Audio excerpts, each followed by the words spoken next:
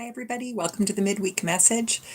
Well, this week we are talking about the story of the tax collector and the Pharisee. So we are back in the ancient temple, um, and we are not looking at the persistent widow, but we are talking about ways of persisting again. Um, and in this case, it might be ways that we exist and persist in sometimes bad ways. Also, ways that we persist in very good ways. So, if you get a chance to go back and read in Luke chapter 18, hang on, I will, of course, I can't remember the verses, but hang on, I'm getting back to that. Okay, here we are. Luke 18, 9 to 14. So if you can get to Luke 18, 9 to 14, have a read. Maybe go back and read the first part of the chapter 2. It'll remind you about the persistent widow. So we're talking about all the various ways that we are in community together. I think one of the things that one of the first things you see about the story that we're going to read this week is that we all have biases. Both of these men were praying to God, but were also very, seemingly, the way the story is told, aware of one another.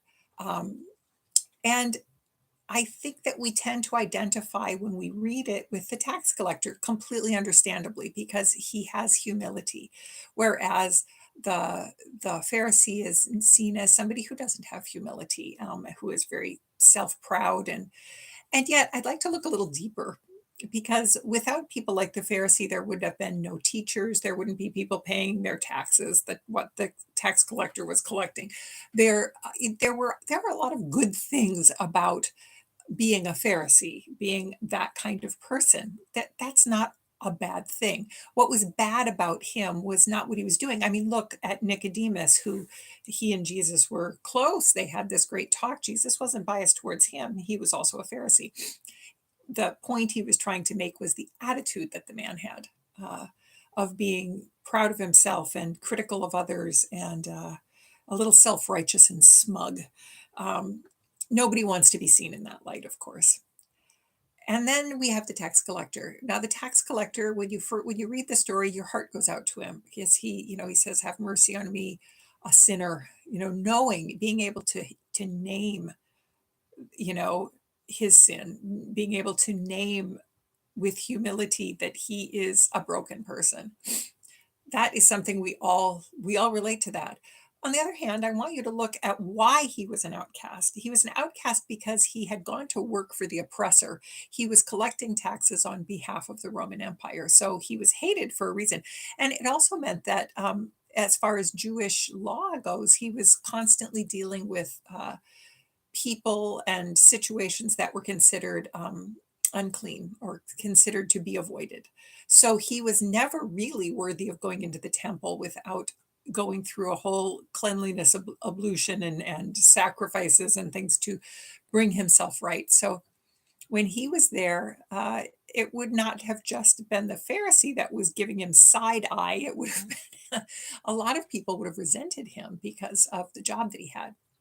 Now, if you look another layer deeper, you will see a man who probably needed to take care of his family, feed his family, um, and maybe had not had wasn't in the same, wasn't born into the same caste as the Pharisee, didn't have the same educational or social or financial opportunities. So both of these men are much more complicated when you really start to think about who they were as humans. And I mean, I really want to challenge us to always look at these stories and see the real people, and the real situation. It's why I challenge us a lot to go back and look at the historical context, look at the political context. I remember with my first go through in seminary, I was really surprised to realize and to have our professor, our New Testament professor, point out that Jesus had a great sense of humor. I didn't know that. Um, because a lot of the things that he was saying were kind of coded to the politics and the context of the time. So a lot of the things that he said and the way that he told stories would have gotten a big laugh. Um, that was wonderful for me because I got to see a side of Jesus that I would never have seen if I hadn't if I hadn't learned from this wonderful man. And thank you, Dr. Vogue, for helping me to see that. Um, to see what the historical and the political and the cultural context said, so it's not just like taking a 2,000-year-old scripture and just lifting it out and saying, "Oh, this makes sense to me in this way." That's an incredibly literalist way to look at it. You don't want to do that because you might actually get it wrong. It might not be what the person intended at all.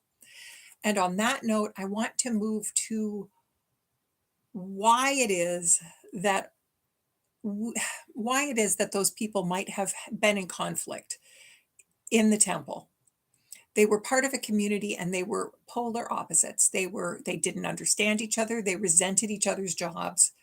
Um, especially in the case of the Pharisee, you see a guy who's not open-minded at all. He's pretty smug, hard to relate to in that way. And yet we needed people like him. We still need people like him. We need the people who will, you know, educate people and follow the rules. Those are not bad people. Those are good people. The line is drawn when you stop being open-minded, when you start to judge other people, when you can't have your ideas challenged without, getting angry. And that is why it's challenging in any community, not just a church community, any community of humans. And especially in a place where we volunteer our time, where we go voluntarily. We're not going professionally because we're being paid and it's a job. We're there because we really want to be there.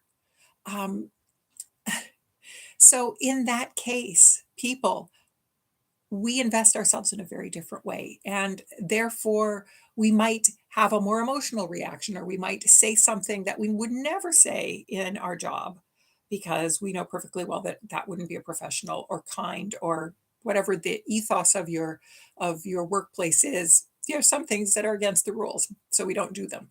But you get to church or you get to your whatever. What's your favorite community? When the girls were younger, we did Kaylee dancing. Thank you, Maureen. I love you dearly. That she was Maureen and her daughter Colleen taught my kids to Kaylee and step dance. I loved that community. I loved the other parents. I loved the two beautiful women who were teaching.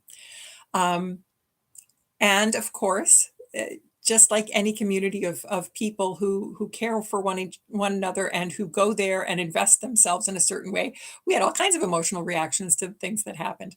Or I was actually chair of the community trust up in Bancroft for many years, and I loved doing that. But there were definitely conflicts there too. There were people who did not agree with each other. They did not agree on who we should help in an emergent crisis and who we might not want to help, and all kinds of your own uh, beliefs about the world come to the fore in those cases. And that certainly is true of church, isn't it? So I want to encourage us, unlike the Pharisee and the tax collector, I want to encourage us to be open-minded. And I'm going to give you a little quick laundry list of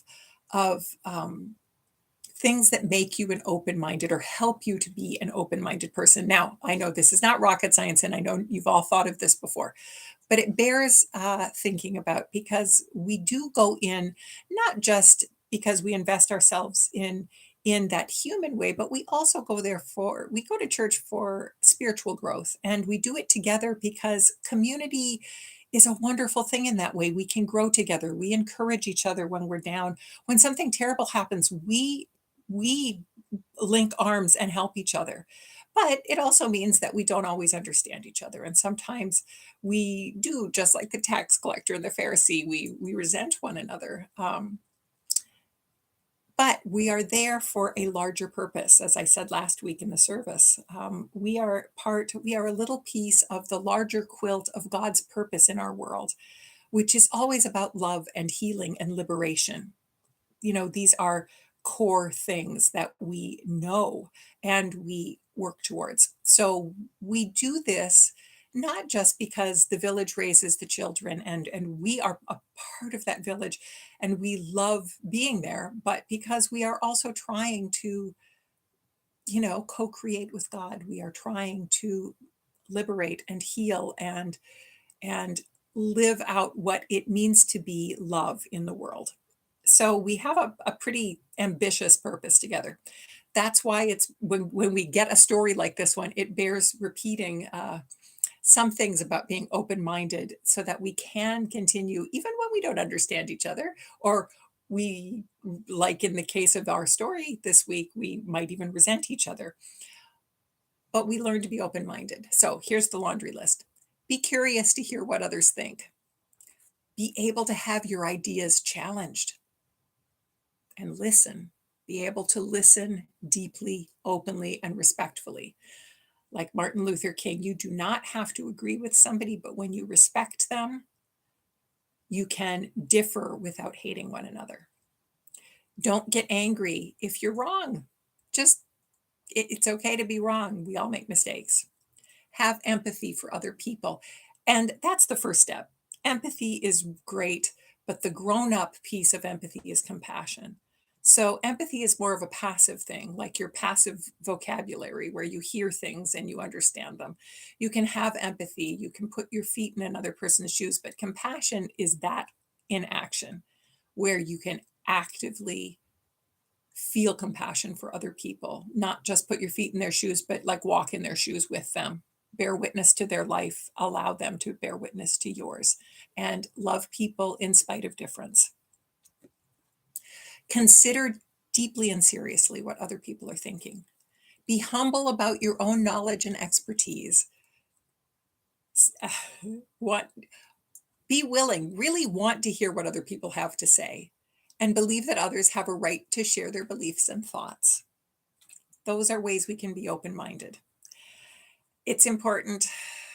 It's important because, I mean, for one thing, our story kind of goes over that this week. And I'm going to talk about some other things in this service, but I wanted to use that as a basis to get you thinking, to get you started on this story this week. I know you've heard it before, but I'm hoping that we can think about it a little differently every time we go over it.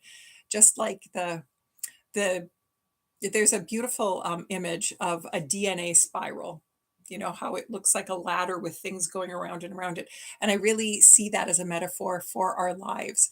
We do tend to cover the same ground, but every time you circle back to something in your life, like an old issue, you're in a different place, and you deal with it from that perspective. From a difference in age and perspective and maturity and life experience. And so every time you circle back around, you have a different experience and you come at it from a different angle. And that, my friends, is very much like grace. Grace is something where we have as many chances as we allow ourselves. And because God is always forgiving, God is loving, God wants to help to transform you. We have to allow that. All right. With that, I will leave you. Get in there, read that story, think about it, be ready to think about it a little bit more with me as we have our Sunday service, and enjoy one another, and hopefully be open and compassionate to one another and the community around us. So, on that note, in this together with you as always, this is Reverend Stephanie signing off.